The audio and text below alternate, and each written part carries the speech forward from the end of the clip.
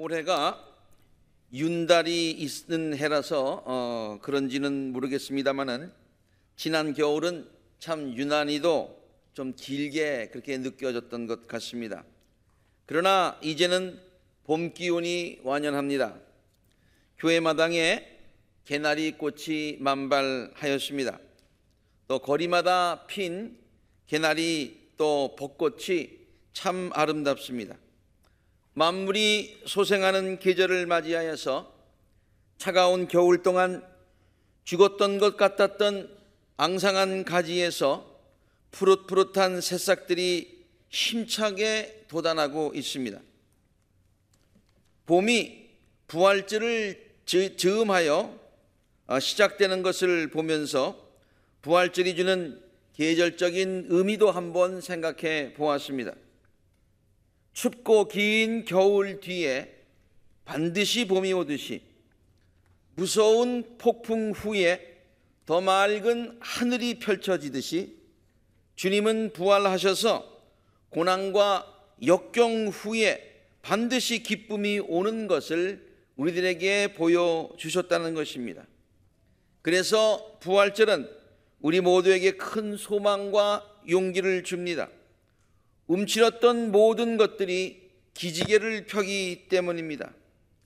죽은 것과 같았던 우리들의 삶의 그런 가지들로부터 새싹이 다시 돋아날 것이기 때문입니다. 회복과 소생이 약속된 복된 부활절을 맞이하여서 성도님들의 심령과 삶의 구석구석에 부활의 기쁨과 축복이 넘치시기를 부활하신 주님의 이름으로 축원합니다. 이 부활신앙이라고 하는 것, 그것은 기독교 신앙의 핵심입니다. 어떤 분들은 다른 것은 다 믿겠는데 부활 죽었다가 살았다는 것, 그것만 못 믿겠다라고 말씀하시는 분이 있는데요, 사실은 그게 핵심이에요. 그래서 바울은 다음과 같이 고린도 교인들에게 얘기를 하고 있습니다. 그리스도께서 살아나지 않으셨다면 우리들의 선교도 다 헛되고 여러분의 믿음도 헛될 것입니다. 그러니까 부활이 없으면 선교도 믿음도 헛되다는 얘기죠. 그리고 중요해서 다시 반복합니다. 그리스도께서 살아나지 않으셨다면 여러분의 믿음은 헛된 것이 되고 우리는 모든 사람들 가운데서 가장 불쌍한 사람일 것입니다. 이렇게 부활신앙이 우리 기독교 신앙의 가장 핵심이 되고 중요한 것이라고 했는데, 그러면 그 부활신앙이라는 것이 뭐냐? 우리가 가져야 되는 부활신앙이 무엇인가? 한번 몇 가지로 살펴보겠습니다. 첫째는 부활신앙이라고 하는 것은 예수님이 하나님 되심을 믿는 신앙입니다. 예수님이 하나님이시다. 바울이 빌립보 2장에서 설명하였듯이 예수님은 근본 하나님과 본체셨습니다. 바로 그 하나님이 인간의 몸을 입고 이 땅에 오신 분이 바로 예수님이라고 우리는 알고 있습니다. 예수의 이름으로 오신 바로 그 하나님께서 십자가에서 죽음을 당하셨던 것이지요.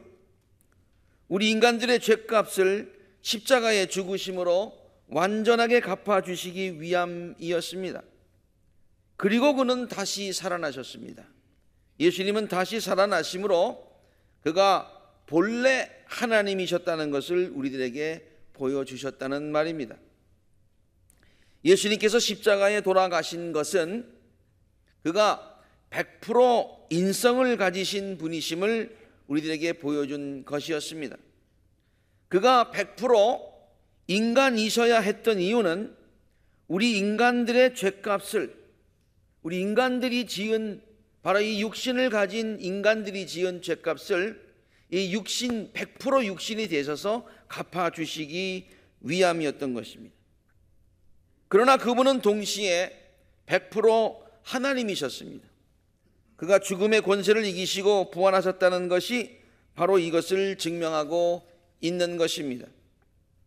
사실 논리적으로 따져 본다면은 예수님은 부활하셨기 때문에 하나님이 되신 것이 아니라, 부활하셨기 때문에 하나님이 되신 것이 아니라 하나님이셨기 때문에 다시 살아나실 수밖에 없었던 것입니다. 왜냐하면 죽음의 권세는 하나님을 절대로 이길 수 없기 때문입니다. 이것은 어두움이 빛을 이기지 못하는 것과 마찬가지 논리입니다. 우리가 부활절에 항상 부르는 찬송가 160장, 거기 못 가두네 예수 내 구주, 거기 못 가두네 예수 내 구주, 우리가 함께 부르지 않았습니까? 성가대도 부르고.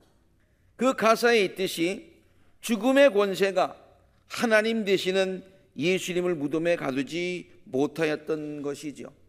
그래서 부활신앙이라고 하는 것은 바로 그 예수님이 바로 하나님이시다, 하나님이셨고 하나님이심이 입증된 그와 같은 것이다, 그것을 믿는 것이 부활신앙입니다. 두 번째로 우리들이 가져야 될 부활신앙은요, 우리가 믿는 하나님은 지금도 살아서 역사하시는 분이시다, 그런 말씀입니다. 우리가 믿는 하나님, 우리가 믿는 예수님, 그분은 지금도 살아 역사하신다, 그것을 믿는 것이 부활신앙이라는 얘기입니다. 우리는 하나님을 삼위일체 하나님으로 고백합니다. God the Father, 창조 아버지시고 크리에이터, 창조주가 되시는 하나님, 똑같은 가십니다. 그런데 The Son, 아들 되시는 하나님, 그리고 동시에 그분은 우리의 Redeemer, 구속주가 되시는 하나님, God, 똑같은 하나님입니다. 그런데 이번에는 이름이 The Holy Spirit, 성령 하나님이십니다. 그분의 역할은 지금도 우리들의 삶을 Sustainer, 지켜주시고 보호하시고 인도하시는 성령 하나님, 그 하나님이 이름도 조금 다르고 역할도 다르지만은 다 같은 하나님이라고 하는 것이죠. 창조주 하나님께서 우리 인간들을 구원해 주시기 위해서 인간의 몸을 입고 세상에 오셨습니다. 그분이 아들 하나님이신 예수님이셨습니다. 그런데 그분이 십자가에서 죽으셨다는 것입니다. 그러나 본래 하나님이신 그분은 다시 하나님이시기 때문에 다시 살아나셨다는 것입니다. 그러므로 우리가 믿는 예수님은 지금도 하나님 보좌에 앉아 계신 살아계신 하나님이시라고 하는 것입니다. 그러므로 우리 성도들이 가져야 하는 부활신앙은 지금도 예수께서 살아서 우리들의 삶에 동행하여 주심을 믿는 신앙, 이것이 바로 부활신앙입니다. 첫 번째는 예수님이 하나님 되심을 믿는다. 그리고 그 삼위일체 하나님이기 때문에 지금도 살아계신다, 살아계셔서 우리들의 삶을 지켜주신다 라고 하는 그런 믿음이죠. 우리가 찬송가 162장에서 부르듯이 예수 예수 늘 살아계셔서 이 찬송을 부르죠. 예수 예수 늘 살아계셔서 주 동행하여 주시며 늘 말씀하시네. 예수 예수 내 구세주 예수 내 마음에 살아계시네. 살아계시다는 거예요. 늘 살아계시네. 그러지. 살아계시는 하나님. 주님은 지금도 살아계시다. 그래서 우리가 앞에도 찬송 불렀습니다마는 부활하신 살아계신 주, because he lives, 그가 살아계시기 때문에, 지금 살아계시기 때문에 he lives, 현재형이죠. 그렇죠? he lived가 아니에요. 현재, 영어 시간은 아니지만은 저 현재형이다. 그 lives, 그가 he lives, 지금 살아계시기 때문에. 그래서 이 세상에 두려움이 많이 있지만은 주님이 살아계시고 주님이 내 편이 되시기 때문에 I can face tomorrow. 내가 내일을, 모든 문제를 자신감을 가지고 대할 수 있습니다. Because He lives. 지금 살아계시기 때문에. 이거 부활신앙이에요. All fear is gone. 살다 보면 두려움이 많잖아요. 그런데 그 두려움이 다 사라지게 된다. Because I know. 왜냐? 그것은 내가 능력이 있어서가 아니라 내가 분명히 아는 것이 있는데 I know He hold my future. 살아계신 그 예수님은, 그 주님은 나의 장래를 인도하시고 손에 쥐고 계신다. 그래서 만약에 하나님이, 주님이 살아계시지 않다면은 세상에 어려움이 너무 많고 우리를 절망시키는 것이 너무 많아서 어떤 때는 실망하고 좌절하고 한숨 짓고 그냥 포기해버리고 싶을 때가 있지만, 그러나 because He lives, 그가 살아계시기 때문에, 그래서 나의 모든 문제를 다 해결해 주시기 때문에 이 삶은 문제가 많지만 life is worth living. 한번 살아볼 만하다, 그런 얘기예요. 한번 살아볼 만하다.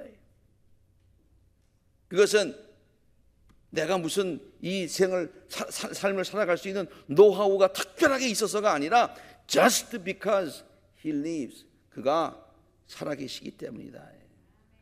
이것을 믿는 것이 부활신앙입니다. 세 번째로 우리들이 가져야 되는 부활신앙은요, 우리들도 부활의 첫 열매가 되시는 예수님처럼 부활할 수 있다는 소망을 갖는 것입니다. 예수님께서 부활하셨는데 그 부활하신 후에 그 모습대로 우리도 부활하여 그렇게 된다라고 하는 그런 소망을 가지고 살게 되더라, 그런 얘기예요. 부활하신 예수님의 모습은 우리들이 부활하게 될 모습이 어떤 것인가를 보여주고 있는 것입니다. 우리 부활하신 예수님의 그 기사들을 보면은 우리 평소 때 제자들과 함께 예수님이 계셨던 것과는 모습이 조금 다르잖아요. 그렇죠? 네. 어떤 때는 이렇게 제자들이 있는데 다 문도 잠가놨는데 그냥 예수님이 그 가운데 탁 나타나셔서 너에게 평화를 그렇게 기도하시고, 엠마오로 가는 제자들 그냥 그 옆에 동행도 딱, 어디서 오셨는지 동행도 하시고, 디베라 바닷가에 고기 잡으러 갔는데 아니 거기에 또 싹 나타나시고, 보통 모습과는 조금 달라요. 신령한 모습입니다. 신령한 몸입니다.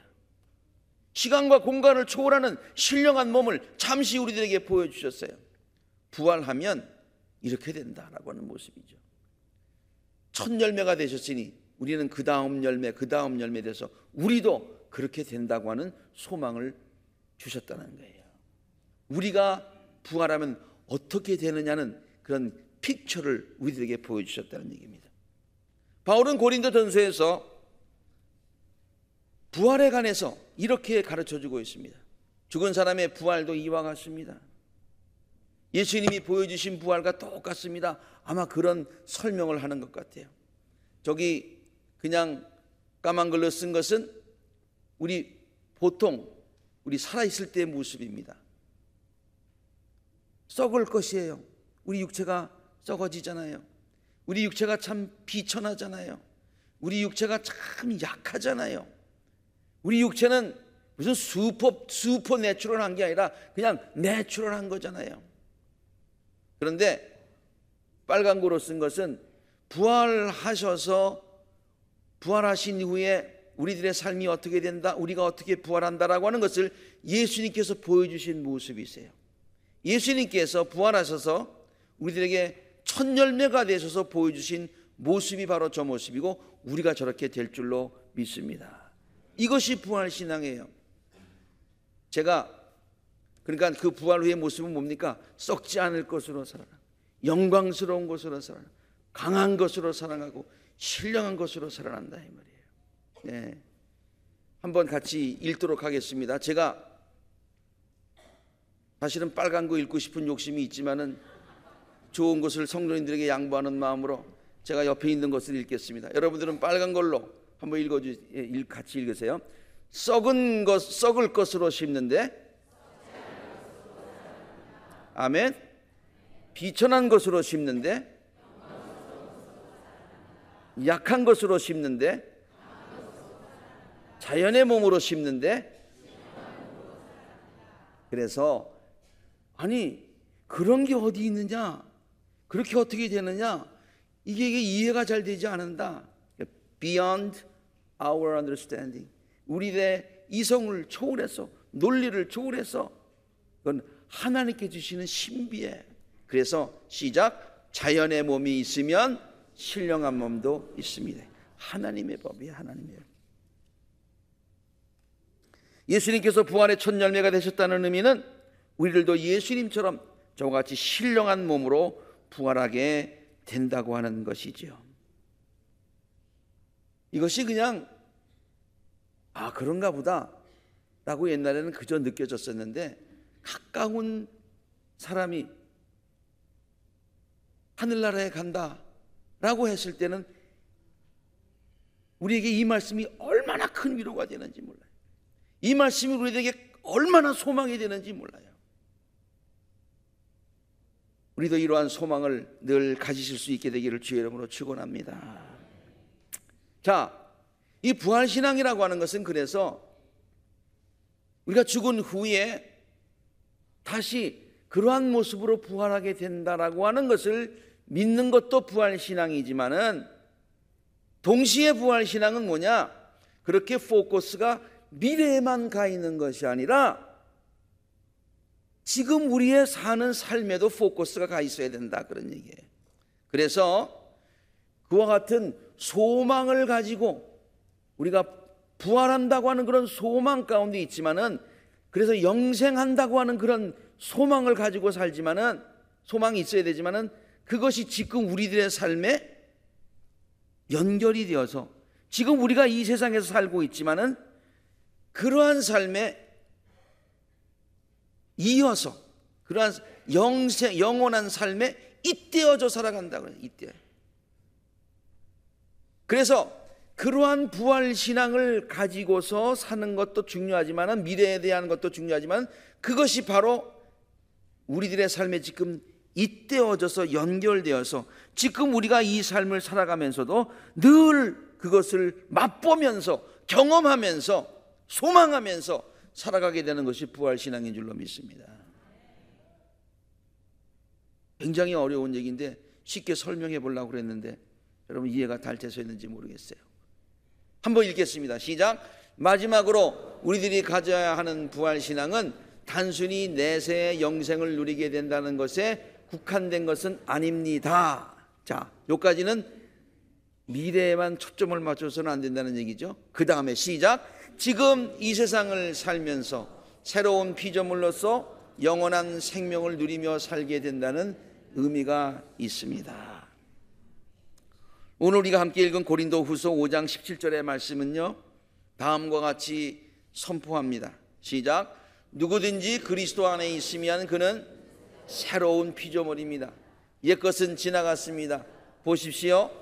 새 것이 되었습니다. 새로운 피조물입니다. 그래서 나중에 부활해서 신령한 몸으로, 새로운 몸으로 살아가는 것뿐만이 아니라 이 세상을 살면서 새로운 피조물로 살아간다, 그런 얘기예요. 이게 부활신앙이라는 얘기예요. 그러므로 우리들이 예수님의 부활에 동참할 수 있다는 의미는 부활하신 예수님 안에서 새로운 피조물로 다시 태어나게 된다, 그런 말이죠.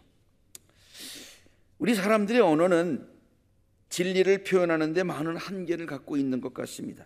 그래서 예수님께서 다시 살아나신 것을 현상 그대로만 표현하여서 다시 살으셨는데 돌아가셨다가 다시 그 삶으로 돌아왔다, 부활, 이런 말로 표현을 하고 있어요. 그러나 예수님의 부활은 조금 아까도 살펴봤듯이 옛날의 그 모습으로의 부활이 아니라 새로운 존재로서의 시작을 나타내고 있었어요. 그러므로 부활의 참 의미는 죽었다가 다시 옛 모습으로, 옛사람으로 다시 돌아가는 것이 아니라 완전히 새로 지음을 받는 그것을 의미하고 있는 것이죠. 우리들의 옛사람은 예수님께서 십자가에 완전히 죽으신 것처럼 그 십자가에 죽어야 합니다. 예수 그리스도께서 신비로운 새로운 몸으로 부활하신 것처럼 부활하셔서 새로운 존재가 되신 것처럼 우리들도 새로운 피조물로 다시 태어나는 것을 참 부활이라고 하는 것입니다. 예수께서 부활하심으로 예수님 자신을 비롯해서 주위에 있는 모든 것들이 다 새로워졌습니다. 제자들의 태도가 달라졌습니다. 슬픔이 기쁨으로 바뀌었습니다. 절망이 소망으로 바뀌었습니다. 의심이 확신으로 바뀌었습니다. 예수님을 부인하며 비겁하게 도망다녔던 제자들이 담대해졌습니다.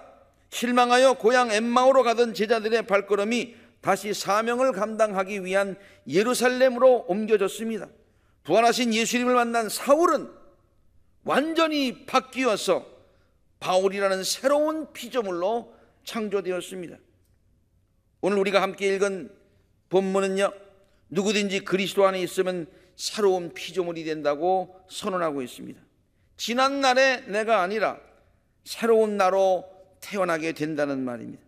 날마다 걱정하며 함선 짓던 내가 아니라 어떠한 환경에서도 감사하며 찬송을 부를 수 있는 새로운 나로 태어난다는 말입니다. 몸도 마음도 연약했던 내가 아니라 주 안에서 영육 간의 강건함을 누릴 수 있는 새로운 피조물이 된다는 뜻입니다. 나만을 위하여 살았던 내가 이제는 하나님의 영광과 이웃을 위해서 사는 새로운 삶으로 태어나게 된다는 말입니다. 땅만을 바라보며 세상의 즐거움만을 줬던 내가 변화해서 신령한 기쁨을 추구하는, 하나님이 나를 창조하신 목적대로 살아가는 그런 삶을 향해서 달려가는 새로운 피조물이 된다는 말입니다. 그래서 우리는 이렇게 외칠 수 있습니다. 함께 읽읍시다. 시작. 이전 것은 모두 지나갔으니 보라 새 것이 되었다. 새로운 창조의 역사를 이루신 예수 그리스도의 부활의 능력을 힘입어서 새 마음을 가지고 새로운 삶을 시작할 수 있는 우리 모든 아콜라자단의 성도님들이 되시기를 간절히 바랍니다. 그리고 기쁘고도 복된 부활의 절기를 맞이하여서 우리 교회와 또 성도님들의 모든 삶의 마음과 믿음과 삶의 구석구석 위에 그 모든 것들이 소생되고 회복되는 역사가 있게 되기를, 부활하셔서 모든 것들을 새롭게 하여 주신 또 주실 예수 그리스도 이름으로 간절히 축원합니다. 함께 기도하시겠습니다.